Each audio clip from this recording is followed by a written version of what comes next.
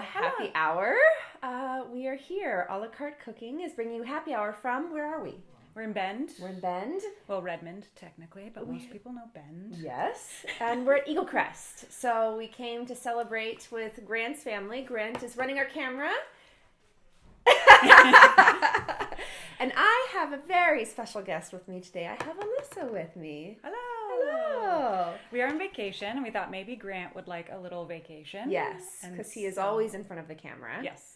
So we're giving him a little reprieve. Thank you for the idea. Yeah. I like this. This is great. It's fun. I got a Christmas present from my husband, David. He got me this old-fashioned book. It's my favorite drink currently. So he got me all of these fun treats that I have been pushing on everyone this week. It's terrible. It's horrible. I know. So we've got like all these different fun ingredients, and I suggested like, hey, maybe I can nerd out and show you guys some of the fun stuff that I've been making. We're very excited. Wesley, you will have to try this one because this one is amazing. You'll like it. So do you want to tell them what it is, and then I'll give them a little background? Yes. So this one's called the Clint Eastwood. So the Clink Eastwood, it's a combination. It's a split between an old-fashioned and a Manhattan. So what's unique about it is it can be served up or over rocks. Yes. Or over a single rock. A single. Which is what... Beautiful. Yes. Which is what we're doing today. So this came from a gentleman by the name of Mike Ryan from the Violet Hour in Chicago in 2009. So he added a little chartreuse to his whiskey cocktail. And they started doing this back in the 1870s. It was one of the improvements, as they say, that drove the drinkers to pine the simpler times. It's kind of interesting because they refer back to when bitters were used for medicinal purposes, which I think it just adds a little like oomph to the cocktails when they're used. So that's the summed up version of it, and I think we should go ahead and get started. Yes. So this is the Clint Eastwood, and I think Liz has done a great job perfecting this. Thank you so much. Yes. Do you want the recipe, or you have this memorized? No, I'll need that. Okay. Yes. Thank you so We'll much. keep this open. So we have a green chartreuse here. I'd never heard of this as a drink, and apparently there's a green and a yellow. Yes. But we have the green here. We have your regular bitters. David made his own simple syrup, so that's what we have in this here. Beautiful bottle, by the way. It's a sake, which, if this bottle goes missing, I'm just gonna say I don't know where it went. It's very pretty. It used to have delicious sake in it, and we didn't want to part with it. No. And so David repurposed it. I like it. And then since we are down in Southern Oregon, we are going to be using this whiskey from Sisters, which is just about 20 minutes from here. So this is Broken Top Mountain Whiskey. Awesome there. When we were at the liquor store buying this here in town, the guy at the liquor store actually works in the bottling facility for them. That's cool. And so we're like, is there anything that you would want to tell us? He's like, they're just great people, like so fun to work with, always coming out with good things. With COVID, it's pushed back some of the releases this year, but they have a lot of fun stuff coming up. So we bought, as you can see, we've hated it. I got this for Christmas. Terrible. Needs to go back. Yeah. So terrible that there had to be a second purchase. I had to get an additional bottle, for sure. Quality control, you know. Yeah, that's what we do. All right, so we are going to start with the beautiful whiskey here. And I'm going to do 2 ounces. Perfect. So what's interesting about this is I haven't read this. I've only consumed this. So this is my first time actually looking at the ratios. Extra. Yes, of course. Yeah, here you are. Perfect. This says 1/8 of an ounce of Angostura bitters. I don't think I've ever seen, like, normally they're dashes, right? But this straight up tells you 1/8 ounce. No. Look at you, so precise. Well, you know, when you're not good at making things, you have to like follow Use the closely. recipes. Yeah. That's how I am with baking. I have to have the recipe. I like baking over the cooking because it's precise. So both 1/8 ounce of the chartreuse, the green chartreuse, which is what she just added. And now we're doing 1/8 ounce of the Angostura bitters, which you're doing a good job with that because I would have that all over the place. Well, you didn't see the first one. So yes, I am an expert. It's very good. Yes. It's very clean. And then, so this is our Demerara simple syrup, which is the fancy simple syrup. So 1/4 ounce of that. So which is going to be our, Teaspoon. yes. So I think that's going to be 2 teaspoons is what I think that works out to be. I could be wrong because I normally have my little shot glass with the measurements on there, but I think that's accurate. I think we won't be mad. No.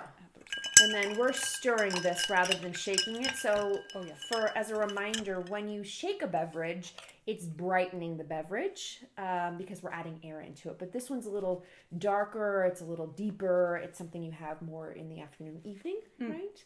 As opposed to like a midday beverage. Also, this is what I wanted to use. Yes. We have a shaker. Yeah, but we don't need a shaker. No, we don't need a shaker. How beautiful because, this is. Okay, this Let's was show them also how beautiful. What David got me for Christmas, if you can see. And we must see the spoon And it because smells gold. it's cute little gorgeous. pineapple. Yes. And I feel very fancy. Yeah.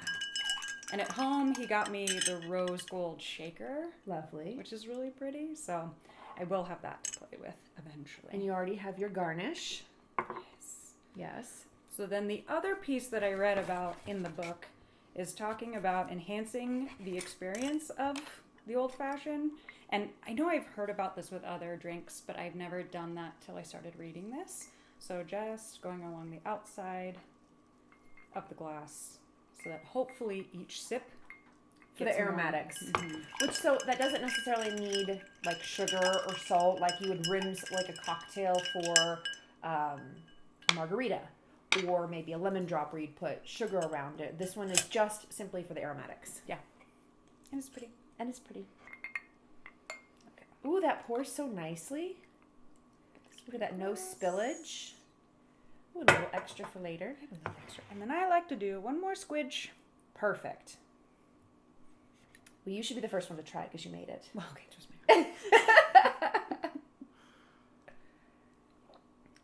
So good. It's so good. The chartreuse. I probably had it in something, right? You go out and you have cocktails. It exists in the world. But having it with this, it can take the edge off of the whiskey or the bourbon, which I like. I like the heat of that normally, but this just gives it a little bit of a flavor, like a change of flavor. Nice. And David doesn't care for old fashions, but this one he likes and asked me to make again, and that's a big deal. Yeah. So, well, I wonder if it's the rye whiskey because Grant prefers the rye whiskey over any of the other whiskeys, and I think it's because it has a little extra sweetness to it. Grant, do you want to taste this one? Since normally my hand's coming out from behind the camera. Today yours is. you like? Delicious. Isn't that so good? It's not horrible. No, it's far from horrible. You better take another sip before I steal the whole thing. Thank you so much.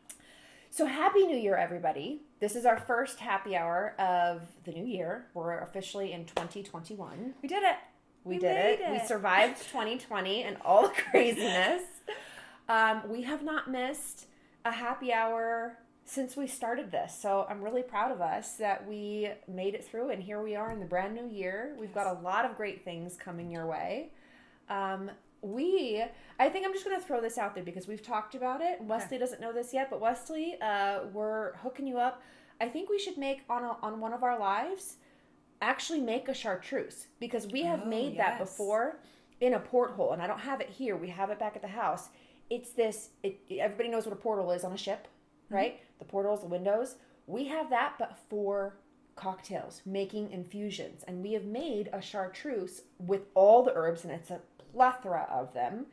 Let's do that. Let's do that on a live. Yeah. Okay, we're going to schedule that. I'm down. So, reading about it, like they talk about that it's from France, and they're these monks that are sworn, like the silent monks that make the chartreuse, and that's why you can call it that. Oh my gosh. So Wesley will have to stop speaking after. He will be have silent. to pantomime. You'll have to pantomime the whole concoction. Sorry, Wes. He's like, okay, now what I'm in for. Well, thank you for letting me join. Yes, thank you for joining. Hello, everyone, all the fam. Yes. I'm usually on the other side watching these. Right? And today she's on camera. And this is the old-fashioned book that she was gifted. So if anybody wants to go out and get this, Cooking, Wine, and Spirits, and it's by Speed Press Berkeley, 10 Speed Press Berkeley. So, yes, the old-fashioned. Go get your copy. thank you for joining us. Thank you so much. And we will see you guys next week. Bye.